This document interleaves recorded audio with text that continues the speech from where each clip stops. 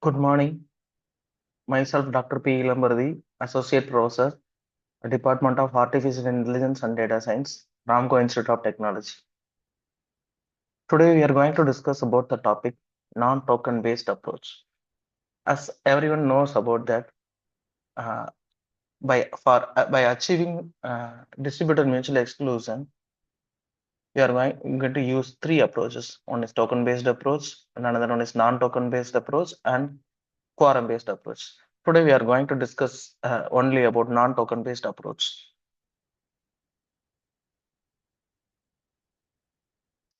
So in non-token based approach, there are two algorithms are there. One is Lampard's algorithm and another one is Ricard Agarwala's algorithm.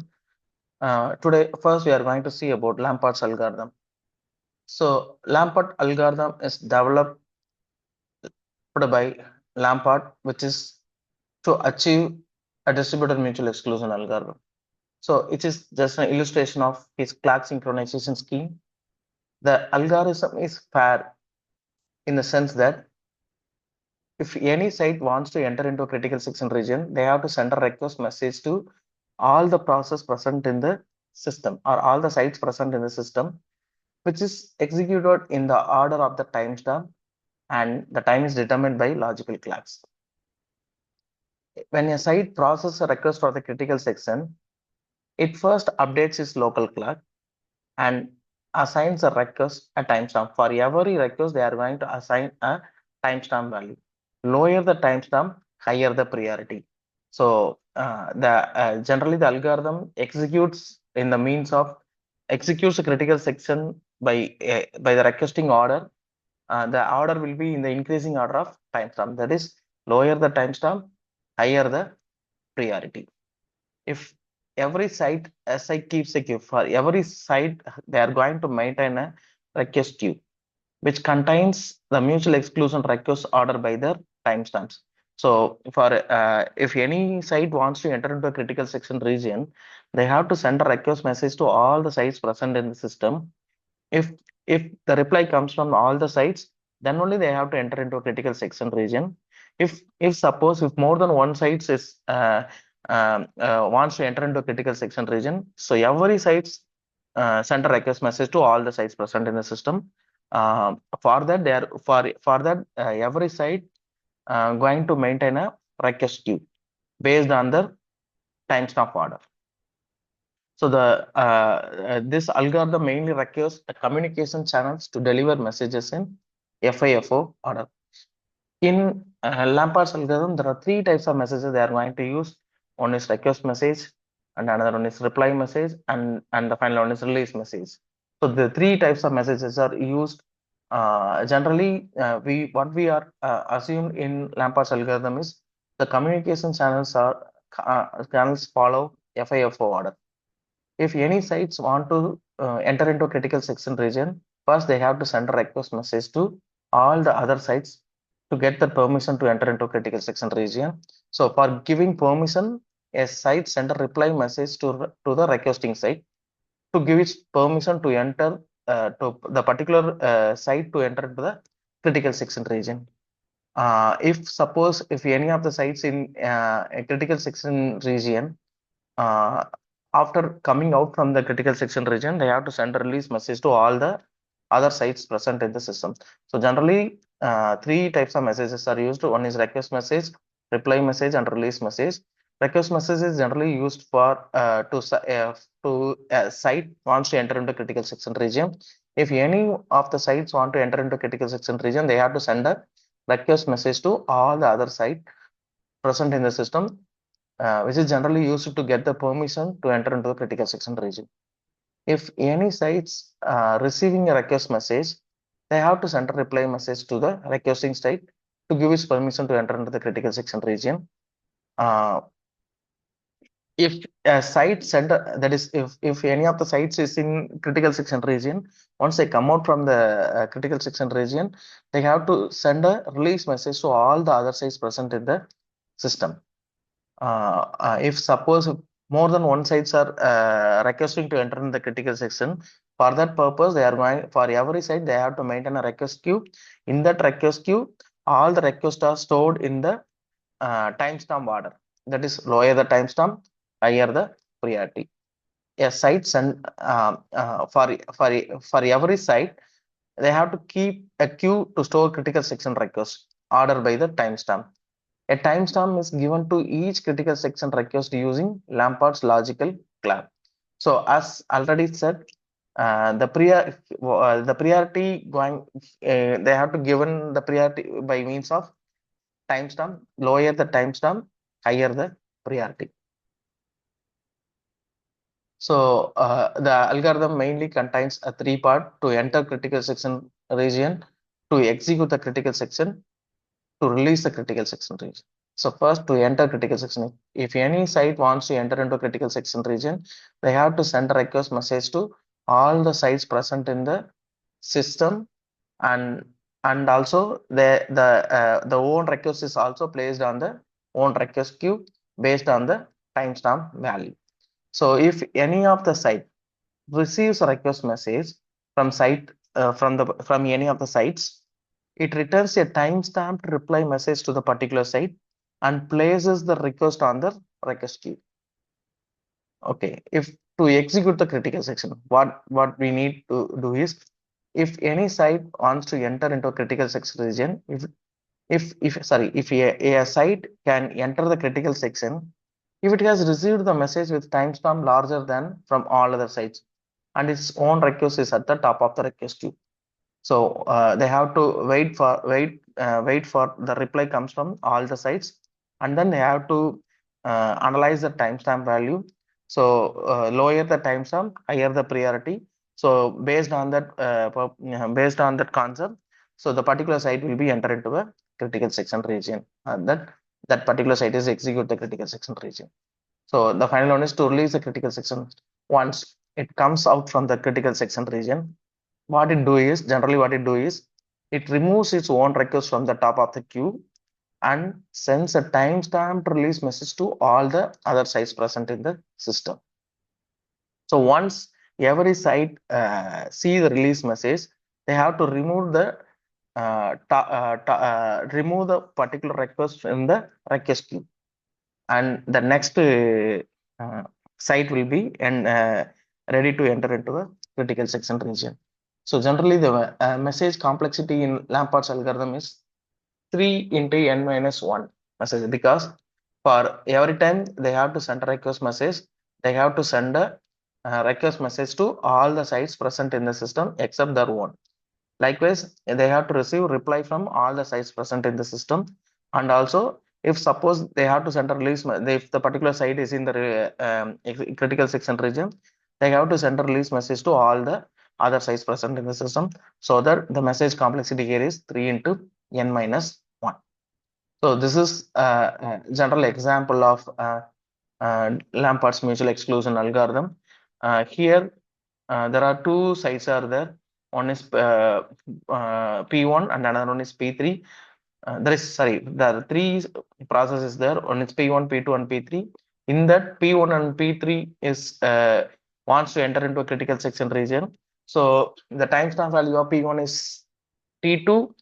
That is the timestamp value is 2, and for P3 the timestamp value is 1. So that if suppose first if P1 wants to enter into a critical section region, they have to send a request message to all the present sites present in the system. That is, they have to send a request message to P2 and P3. Likewise, P3 is also wants to enter into a critical section region, so that they have to send a request message to both P2 and P1. So once if once P1 send the request message to all the sites, they have to store their timestamp value in the request queue. Likewise, P3 is also have to store their sites in the uh, request queue. So based on the timestamp order, as already said, lower the timestamp, higher the priority. Here, P3, the process P3's timestamp value is lower compared to a P1. So P3 is ready to enter into a critical section region.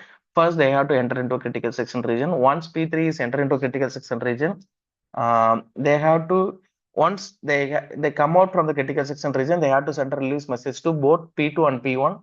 So once the particular message is received from the request, that is P3, immediately P2 and P1 removes the P1's request from the request queue, and then that next one is P1 is, and it's in the top of the request queue.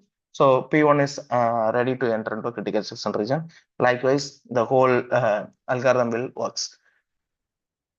The main drawbacks of Lampard algorithm is unreliable approach and high message complexity. So if suppose if failure of any one of the process will halt the entire process, and uh, it may create a deadlock. And the high message complexity is the algorithm generally requires 3 into n minus 1 messages per critical section invocation. And regarding the performance of Lampard's algorithm, synchronization delay is equal to maximum message transmission time, and also it requires 3 into n minus messages per critical section execution. Maybe the algorithm can be optimized to 2 into n minus 1 messages by omitting the reply messages in some situations. It depends upon the situation. You have to omit the reply messages in the system, so that the algorithm can be optimized to 2 into n minus 1 messages. So that's all about your Lampard's algorithm. Next, we are going to see about Ricard Agarwala's algorithm. So in these algorithms, there are two types of messages are used, request and replies. In Lampard algorithm, we are going to use three algorithms, request, reply, and release messages. And here we are going to use only two types of messages. One is request and another one is reply message. If any sites wants to enter into a critical section region, they have to send a request message to all the other site to enter in, to all other site to get the permission to enter critical section region. If a site send a reply message to other site to give its permission to enter the critical section region. If here also a timestamp value is used to decide which process is first enter into a critical section region. So for every a timestamp is given to each critical section request using Lampard's logical clocks. Here also timestamp is used to determine the priority of critical section request. As already said, lower the timestamp, higher the priority. For to enter into a critical section, if any sites want to enter into a critical section region, they have to send a timestamped request message to all the other sites.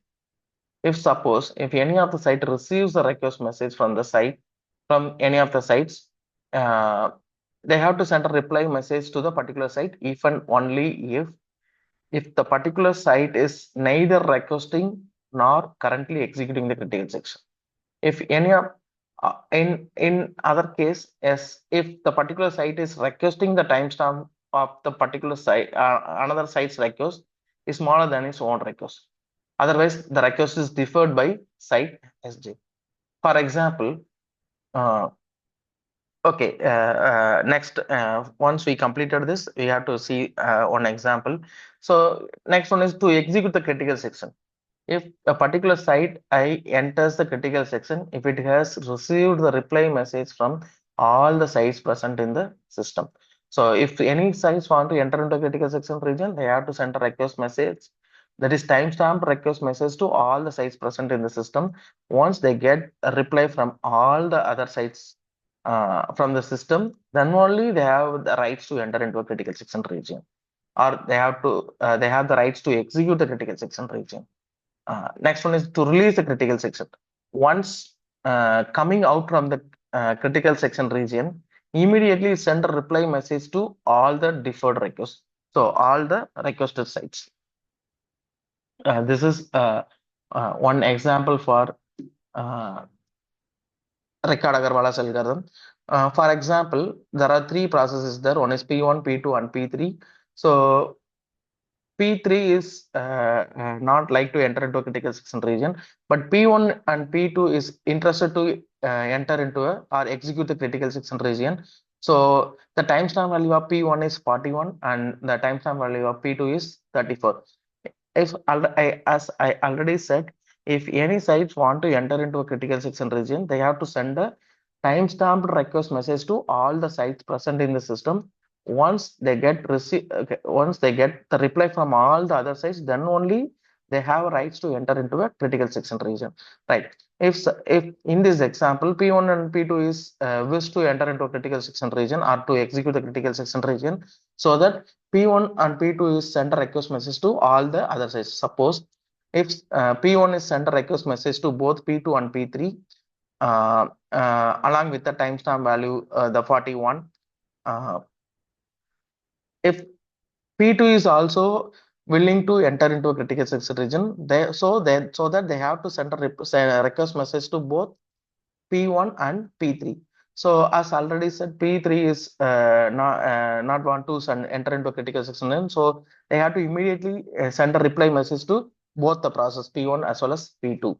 The problem here is P1 and P2 because both the processes wish to enter into or to wish to execute the critical section region, so that if P1 they have to consider the timestamp value. As already said, lower the timestamp, higher the priority.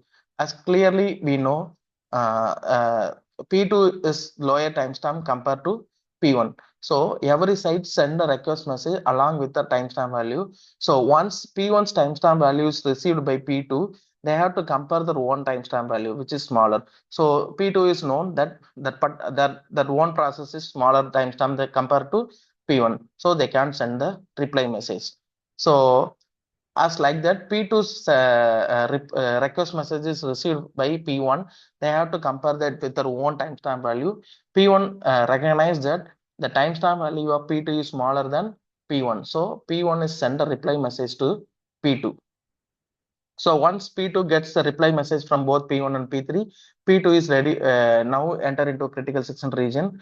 So once they come out from the critical section region, P2 immediately send a reply message to the P1. So this is what Ricardo-Alvarez algorithm works. Here the message complexity is 2 into n minus 1 messages because they are only using request and release reply messages. So compared to Lampard algorithm, the Ricardo Agarwal's is somewhat better. And the main drawbacks of Ricardo Agarwal's algorithm is one is unreliable approach and another one is performance.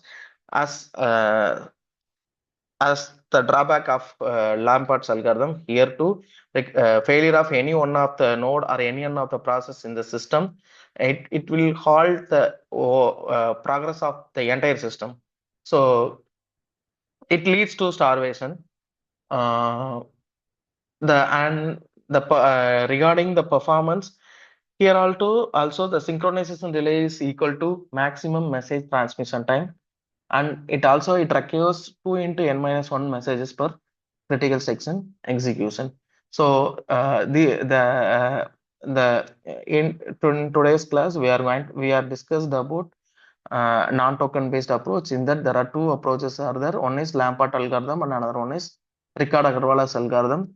So in Lampard algorithm, they used three types of messages. One is request, reply, and release message. And in Ricardo Agarwal's algorithm, they are using only two messages. One is request and another one is release message. So hope it will very clear to everyone. If you have any doubt, please free to contact me. Thank you.